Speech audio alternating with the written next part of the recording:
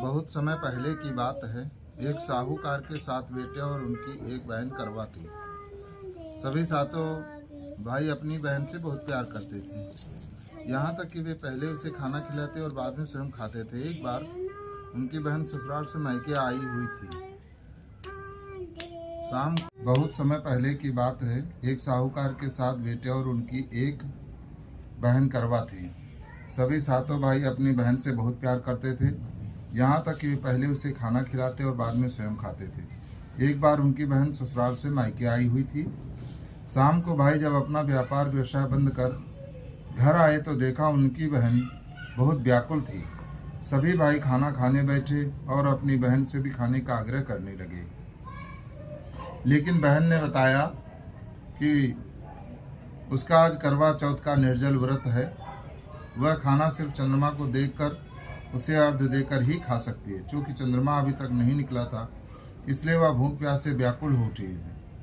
सबसे छोटे भाई को अपनी बहन की हालत देखी नहीं जाती। वह दूर पीपल के पेड़ पर एक दीपक जलाकर चलनी की ओट में रख देता है। दूर से देखने पर वह ऐसा प्रतीत होता है कि जैसे चतुर्थी का चांद उदित हो रहा है। इसके बाद भाई अपनी बहन को बताता है कि चांद निकल आया, तुम उसे अर्घ देने के बाद भोजन कर सकती हो।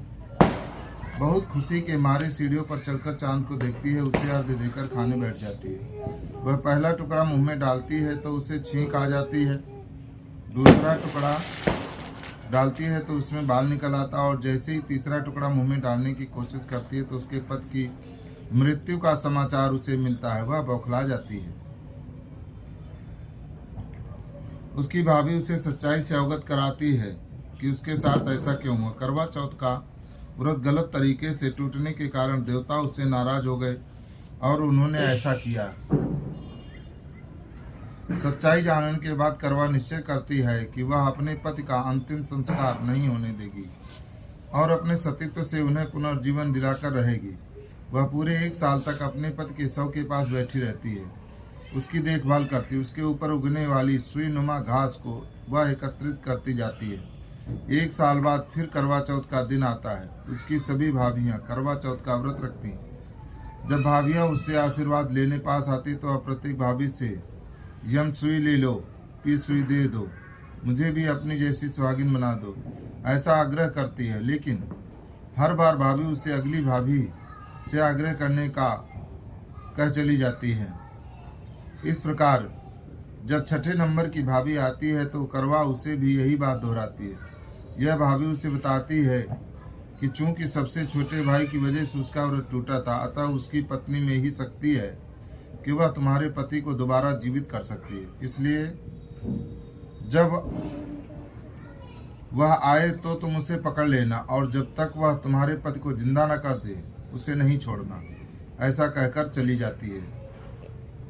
सबसे अंत में छोटी भाभी आती है। करवा उनसे भी सुहागिन बनने का आग्रह करती है, लेकिन वह टाल मटोल करने लगती है। इसे देख करवा उसे जोर से पकड़ लेती है और अपने सुहाग को जिंदा करने के लिए कहती है। भाभी उसे छुड़ाने के लिए नोचती है, घसोटती है, लेकिन करवा नहीं छोड़ती है। अंत में उसकी तपस्या को देख भाभी पसीज जाती है और अपनी छोटी अंगुली को चीरकर उसमें से अमृत उसके पति के मुंह में डाल देती है। करवा का पति तुरंत श्री गणेश कहता हुआ उठ बैठता है। इस प्रकार प्रभु कृपा से उसकी छोटी भाभी के माध्यम से करवा को अपना सुहाग वापस मिल जाता है। हे श्री गणेश, माँ गौरी जिस प्रकार करवा को फिर चिर सुहागन का वरदान आपसे मिला है, वैसा ही सब सुहागनों को मिले। ये नहीं तो करवा व्रत, वो दूसरा है। चलो कोई बात नहीं, हो गया ना, एक सुना दिया ना।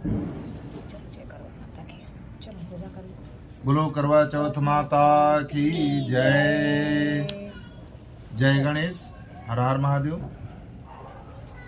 आज करवा का चौथ हम लोगों ने बड़े ही धूमधाम से मनाया। जैसा कि हम अपनी पत्नी को करवा चौथ व्रत की कहानी सुनाई, ऐसे ही सभी लोग अपने पत्नी का प्रेम और स्नेह के साथ आदर करते हुए उनको इस व्रत में रहने में उन्हें हमेशा सहयोग करें और उनका मन से प्राण से प्यार करें और उन्हें इस करवा चौथ की बधाई देते हुए बहुत सारे शुभ चीज़ों से अलंकृत करें और जीवन में प्यार भरें और खुशी से आनंदित होकर सांसारिक सुख को प्राप्त कर इस जीवन को धन्य करें। जय करवा चौथ, जय करवा चौथ।